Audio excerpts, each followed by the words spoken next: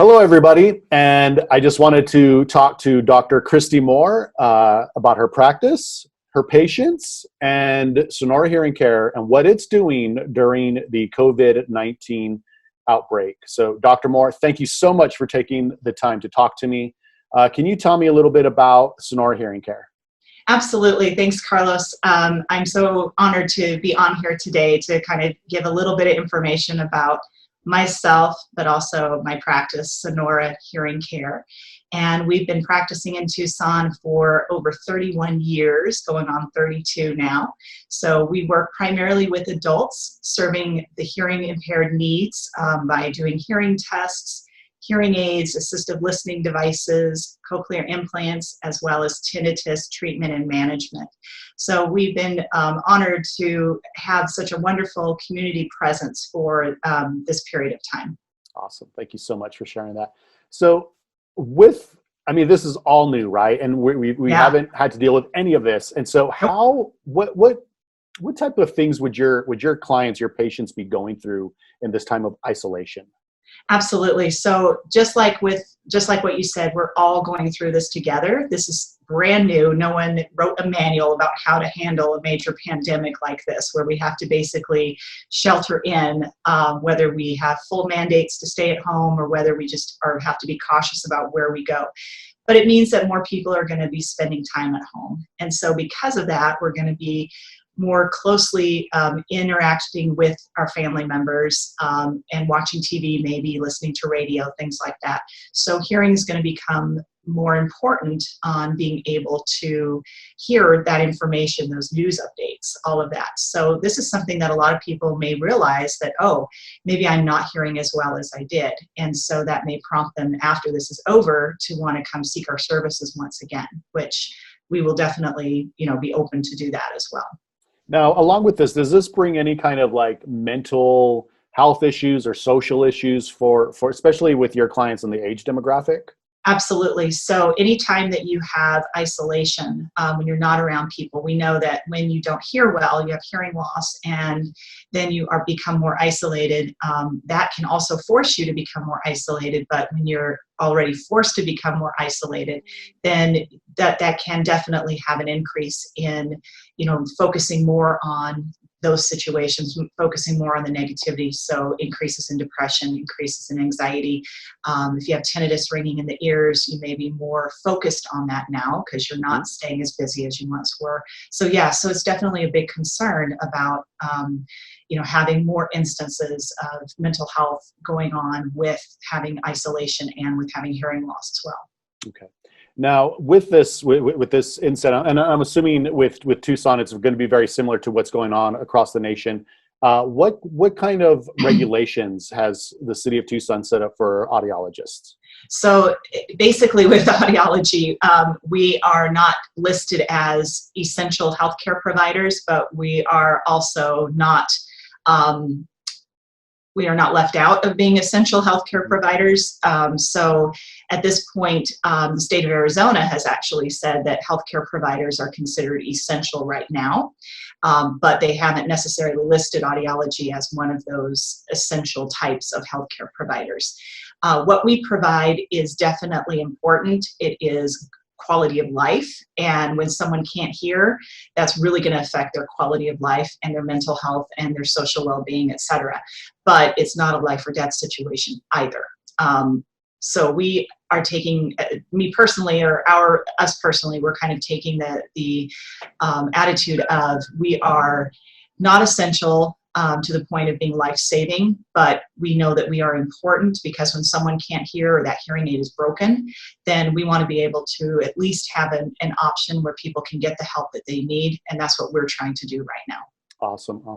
So with this, right, and so now we're looking at these regulations. What are you guys doing to keep your clientele safe? What kind of precautions have you guys instilled as far as with your services and taking care of your clients? Absolutely. So things have changed over the last 2 weeks since more of this became known about this COVID-19 virus sickness situation. And so when we started out with, really making sure that we practiced good infection control procedures, disinfecting everything as we went, limiting the number of people that we had coming into the place. And that evolved slowly into then we had to start, removing things out of our waiting room, magazines, coffee makers, all that type of stuff, to then basically saying, okay, we can no longer see patients face to face any longer right now for their safety, for ours. So we have closed our doors right now to face-to-face interactions, but we are still open for emergencies only. And what that looks like is that if a hearing aid is broken, stops working, something's wrong with it, we can take care of you. We've reduced our business hours. Right now we're about 9 to 3, Monday through Thursday, and that may change as well. But that way we are still available. A person can contact us by phone, say my hearing aid stopped working. We can have them come to our office. They will need to stay in their vehicle, give us a call. We will come out to them wearing a face mask and gloves, and we will take that hearing aid, come back into our office, sanitize it, use all of our precautions that we use universally, and then fix it, repair it, bring it back to them at their vehicle and get them on their way. So that's how we are trying to handle this at this time, until we know differently or until we're told we can no longer do that. Awesome. Well, I love the safety procedures that you guys have actually instilled and still being able to service your clientele. Now, Right. On top of the service, is there any type of technology, anything that your clients would be able to communicate with, like video chat or anything like that? Is there something that you guys have implemented that your clients would be able to use? Absolutely. So, we have been implementing some telehealth options for our patients. And, some of this is brand new to us too. So this is a big learning curve for us as well.